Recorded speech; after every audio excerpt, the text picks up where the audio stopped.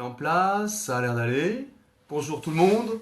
La petite session du jour de début de semaine sur la réponse aux questions que vous avez posées la dernière fois.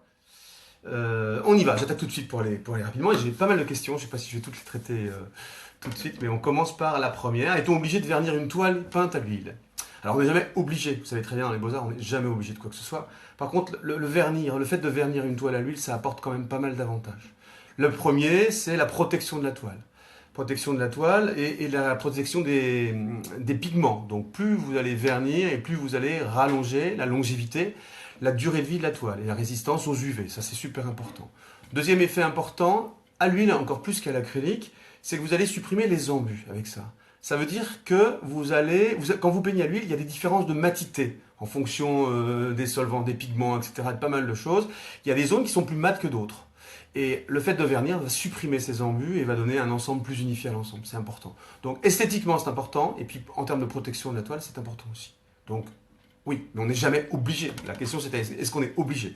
La réponse est non, mais c'est quand même pas mal conseillé. N'oubliez pas d'attendre super longtemps avant de vernir une toile à l'huile. Il faut attendre qu'il y ait une transformation définitive de l'huile, qu'elle est bien cicativée pour qu'il n'y ait plus de modifications dans l'ensemble et que le vernis ne se craquelle pas. Donc vous attendez longtemps. Si vous devez exposer la toile rapidement, attendez qu'elle soit sèche au toucher. Et dans ce cas-là, vous pouvez appliquer un vernis temporaire qui s'appelle un vernis à retoucher. On détourne un peu l'usage du vernis à retoucher classique, mais ça sert à ça. Ça va appliquer une couche de protection en attendant l'année, les 6 mois ou l'année qu'il faut pour passer le vernis définitif. Voilà. Allez, voilà pour cette question-là. On pourra en parler encore longtemps, mais on part comme ça. Merci, bonjour. Encre de Chine et couleur. Ah oui, c'était une question intéressante sur les encres de Chine. Moi, j'utilise, pour répondre à cette question-là, est-ce qu'il existe des encres de couleur intéressantes et qui ne soient pas trop ni fades, ni transparentes, etc. Moi, j'utilise... Là, je vais parler d'une marque, mais j'utilise des encres Sennelier qui sont magnifiques, très très riches, qui contiennent une gomme arabique très forte, qui donne un rendu, une fois sec, brillant, magnifique, sublime. Donc essayez-les, c'est vraiment très très bien. Alors les encres, les couleurs céramiques et tout ça, c'est vachement intéressant. Par contre, ça doit encrasser énormément les plumes. Donc Aude, fais un petit test des encres Sennelier, c'est vraiment superbe. Voilà pour cette question-là, et j'ai perdu ma page bien sûr. Donc je vais passer à la suivante rapidement. C'est un peu tous azimuts, on fait le tour de toutes les techniques, c'est pour ça que c'est intéressant. Les pinceaux à l'huile sont tous séchés, est-ce que je peux les récupérer? Alors moi, encore une fois, c'est une histoire de produit, mais voilà, il faut les connaître. Il y a plusieurs marques qui font ça. La Châssis France fait un nettoyant spécial pour pinceaux qui est très très efficace. Tu fais tremper tes pinceaux dans ce produit-là pendant quelques heures et les poils qui étaient tout collés se détachent et on peut ensuite revenir nettoyer avec de la turpentine ou du white spirit puis de l'huile de lin pour rénover les pinceaux. Ça marche plutôt bien, je suis plutôt satisfait. Il y a d'autres marques, mais en fait celle-là est vraiment très très bien. Comment lire les symboles des tubes de peinture? Ah, on a déjà parlé plein de fois. Quasiment universellement, sur un tube de peinture, vous avez plusieurs indications qui vous indiquent d'abord avec un nombre de petits plus, des petits plus comme ça, la longévité du pigment ou du mélange de pigments, la durée de vie du pigment. Un plus, c'est à peu près une dizaine d'années, d'accord? Donc quand il y a 2 plus, la peinture, sans être protégée, va durer 20 ans. Le pigment va durer 20 ans. Et surtout, à côté, il y a un petit carré ou un petit rond qui est soit vide, soit rempli, et qui va indiquer l'opacité de la peinture. Et ça, c'est super important parce que ça va vous permettre de choisir les peintures pour glacis ou les peintures pour aplat opaque, très couvrant, en fonction de cette opacité, donc qui est une caractéristique du pigment, et non pas, il n'est pas une histoire de qualité de peinture, hein, c'est la caractéristique du pigment. Vous allez avoir des peintures plus ou moins transparentes. Donc vous partez sur les transparentes pour les glacis et vous partez sur les opaques pour faire des aplats opaques. Et puis dans les peintures extra fines, vous avez très souvent la composition en termes de pigments qui suivent une nomenclature internationale. Il y a toujours un P pour dire pigment, et puis ensuite un Y pour dire yellow, un R pour red, un B pour blue, etc.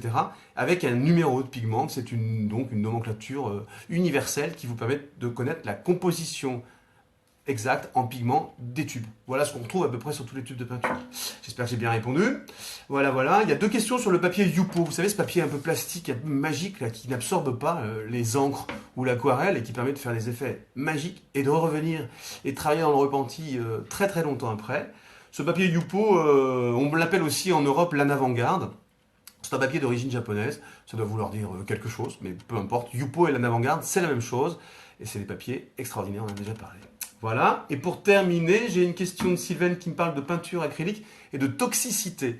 Alors, on a déjà parlé de toxicité avec les résines, vous avez pas mal de questions là-dessus. Est-ce que l'acrylique est toxique une fois sèche? Une fois qu'il y a eu vraiment transformation de la résine et qu'elle est figée définitive, il y a certainement beaucoup moins de diffusion de particules que quand, bien sûr, la peinture est fraîche. Je vous ai dit, hein, quand on peint, on aère, parce que ce soit de l'huile, de l'acrylique, qu'il y ait des odeurs ou pas, il y a dégagement de particules. Et donc, voilà, tant qu'à faire, autant respirer le moins possible et surtout, autant aérer pour renouveler l'air.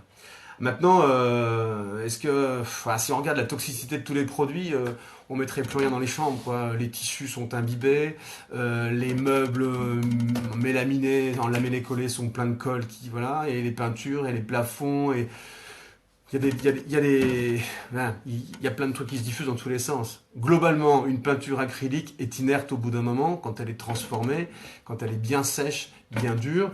Moi, j'ai jamais hésité à mettre des toiles acryliques dans la chambre. Encore une fois, ça dépend de notre degré de sensibilité intellectuelle et puis physique à tout ça. Voilà, j'ai jamais entendu parler d'intoxication avec un tableau à l'acrylique posé dans une chambre. Mais il faut toujours faire gaffe, c'est toujours des produits chimiques quand même.